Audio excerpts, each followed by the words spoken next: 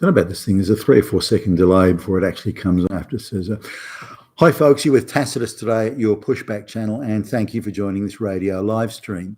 In this essay, I'd like to talk about the globalist media here in Australia and the globalist controlled political class have suddenly started talking about that we need masses and masses of brown and black peasants to come to Australia. The justification for this is they're allegedly, or so the political class and their media flunkies are claiming, there's allegedly 500,000 job vacancies that just can't be filled. They cannot be filled.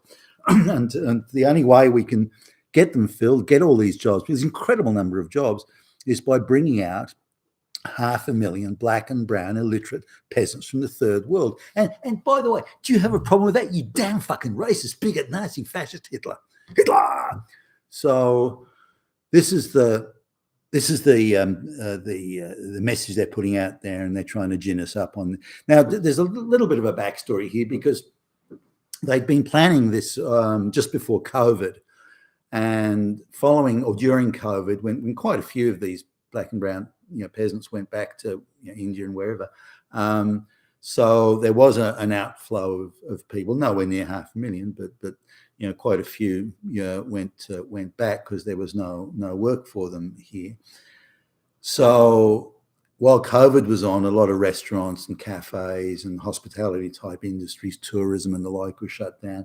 That's where a lot of these jobs sort of were, and off they went. Now these things are starting to open up again after COVID and after the COVID lockdown's been lifted. So there is a genuine need for workers, but should those workers be imported from third world countries, I guess is an argument. Now on the other sort of side of it, that this idea that there are this many jobs is just absolute nonsense, and I'll come to that in a minute. But they always wanted to fill these. They always wanted rather over 500,000 immigrants to come in fairly quickly. COVID and the lockdown sort of slowed that down. So they're really going back to that plan. So in order to justify it, which is what the globalists and their flunkies wanted anyway, in order to justify it, they're saying there's now 500,000 job vacancies that can't be filled. And that's the trigger, as they would see it, to try and convince the Australian public that they have to bring all these people to Australia to fill these jobs. So do these vacancies, 500,000 job vacancies that can't be filled, do they actually exist? So that's what we're going to examine in this essay. No, they don't, is the short answer. The claim that 500,000 job vacancies exist is an absolute grotesque untruth. It is an outrageous lie, but it's being put about nonetheless. So let's just go through this and drill down and see what the numbers really are. Now, in the biggest, by far and away, the biggest online employment platform in Australia, the number of vacancies is about 240,000 in total. That's across all classes, nationally, across the whole country, in all classes, full-time, part-time, temporary, consulting work. So 240,000 is it. So let's now break those numbers down. Just maybe just over half those jobs are full-time jobs, and the rest are broken up between part-time, casual, and so on. So there's not, just even drilling down further than that, on the full-time jobs, the government, when they advertise a job, they tend to place it in every different category across the online job board.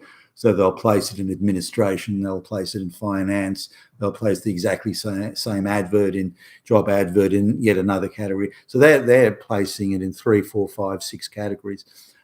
So once you account for the government employment, which plays a very big part in Australia, once you account for the government employment, then and the duplicates there, then the say the approximately 120,000 full-time jobs, that comes down to about 88,000 just on the duplicates there.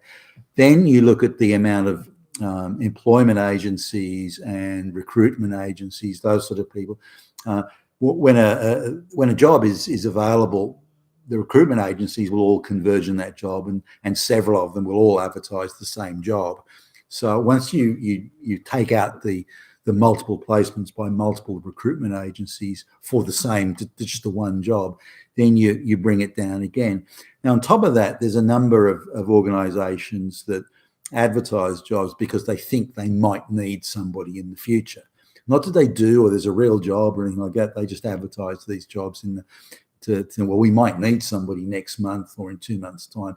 Let's advertise now, see what's out there, and see what comes in. So we'll get kind of a gauge as to maybe how quickly we can move if we need to. Now, it's meant to be illegal to advertise a job that doesn't exist, but that never stops anybody, not these days at least. So these jobs are getting advertised. So once you bring it down, there are maybe 50,000 full-time jobs in Australia at the moment. Bear in mind, the Australian population is 26 million. So there are 50,000 full-time jobs that are being advertised that one presumes at the moment are unfilled. Now we need to look at the age of those jobs. Now if it's unfillable jobs as the government and the media are claiming, the globalist controlled political class and media are claiming, if it's unfilled jobs or unfillable jobs, then they've clearly been advertised for longer than 30 days. I mean, longer than 3 weeks even, but certainly longer than 30 days. You can't say a job that you advertised yesterday is an unfillable job. That's nonsense.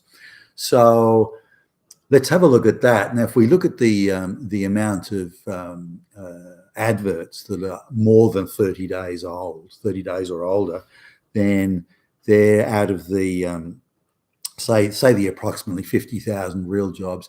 There are about 2,000 jobs that are longer than 30 days. And I'd say a lot of those are suspect in terms of, are they real jobs or are they scam triggers to deliberately pretend that they can't hire somebody and therefore they have to go overseas to get a worker. A lot of those look suspiciously like scams, and I'd say that most of them are. So this means there are 48,000 jobs in Australia that have been advertised for less than 30 days, and the vast majority of those less than 3 weeks. In fact, the majority of less than 7 days. So clearly that's not workers, not employers struggling to find workers, far from it. If that's how quickly the jobs are getting filled, including some reasonably senior jobs, then they're finding people pretty quickly and putting them into the positions that they're advertising. So the very idea that there's a shortage is utter and total bullshit. Now let's look on the other side and say part-time jobs. Now there may be some difficulty there as again as the COVID lockdowns sort of come up. A lot of businesses have been destroyed by the COVID lockdowns, so not all of them will be coming back.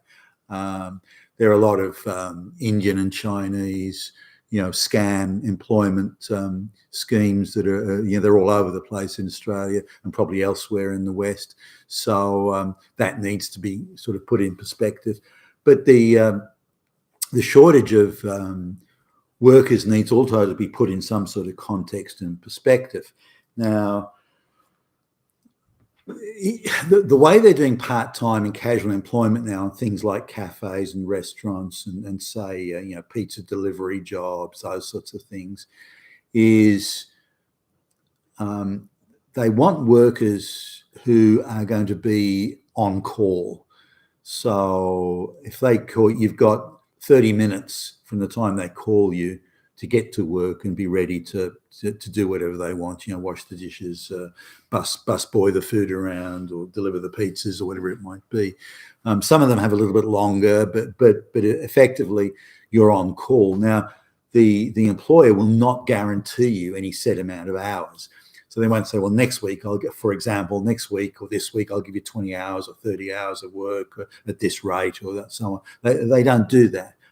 You don't know what your hours are. In some cases, there's a roster, but it's rare and becoming rarer still. So what they do is they want you on call, which means you kind of have to sit next to the phone all day, and you don't know how many hours you're going to get. You therefore don't know how much you're going to get paid. It's a precarious, financially precarious and very uncertain life that not many people can do.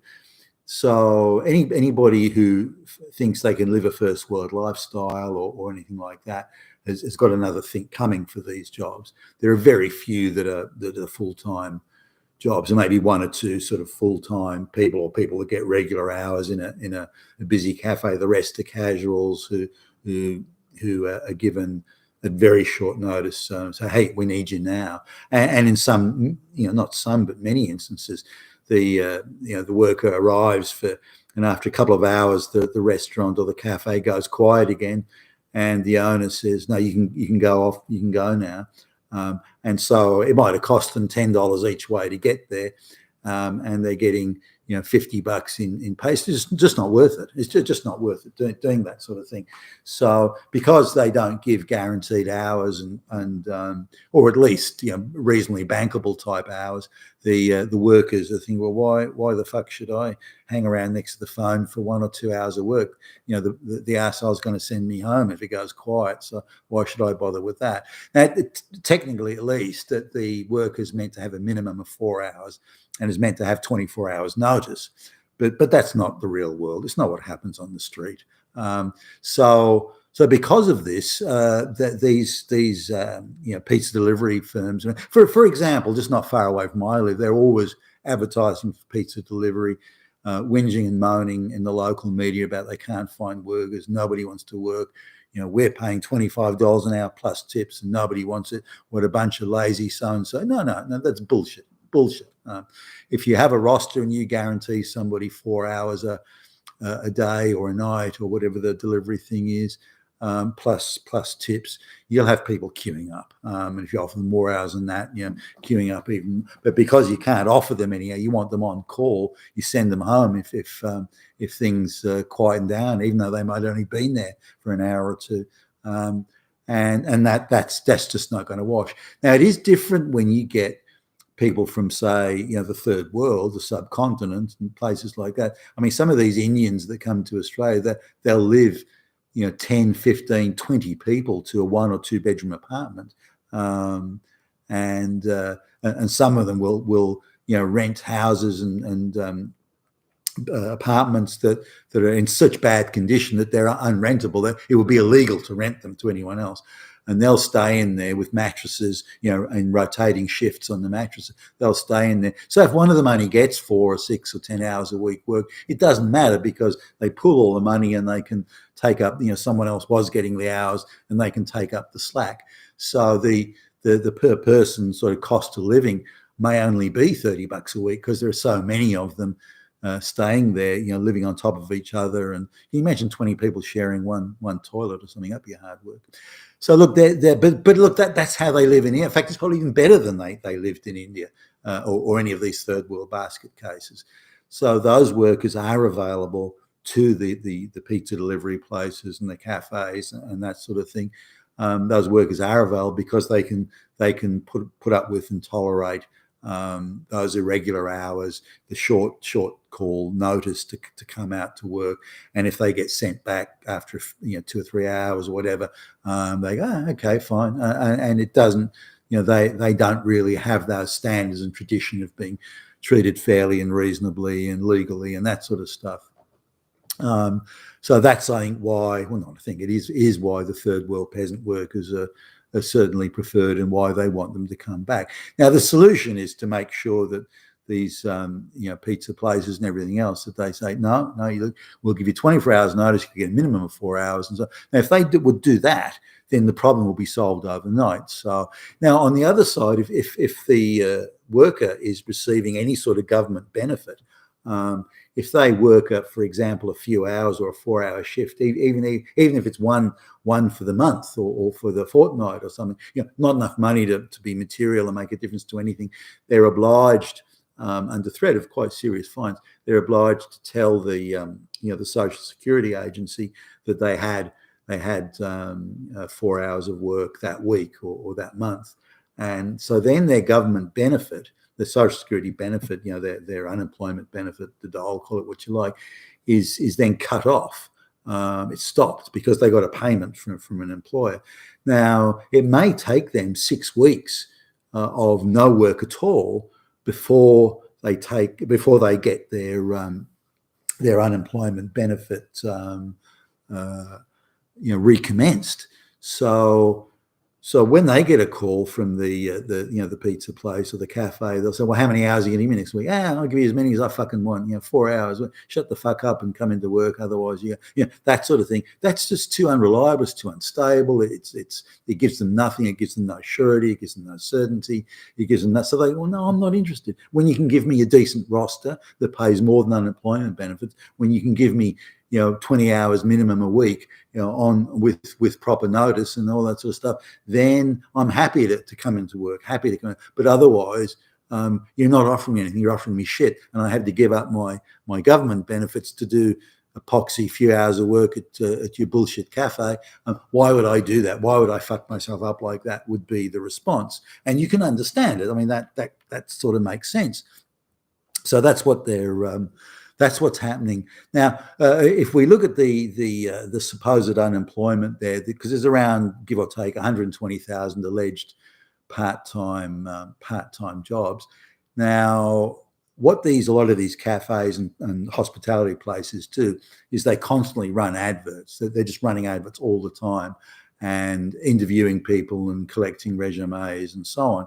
So if they decide they want to get rid of a few people, then they will, and then they've got plenty of CVs and resumes in the pile of people to call. So they effectively run adverts all the time. It doesn't mean there's a vacancy or that there will be one. They're just running them because they need that constant turnover of resumes, and people leave. There could be students that decide they want to go off and do something else or take another job. So and there is a high turnover of staff in some of these places. So the amount of adverts there doesn't indicate or suggest or prove that there are that many vacancies. Far from it.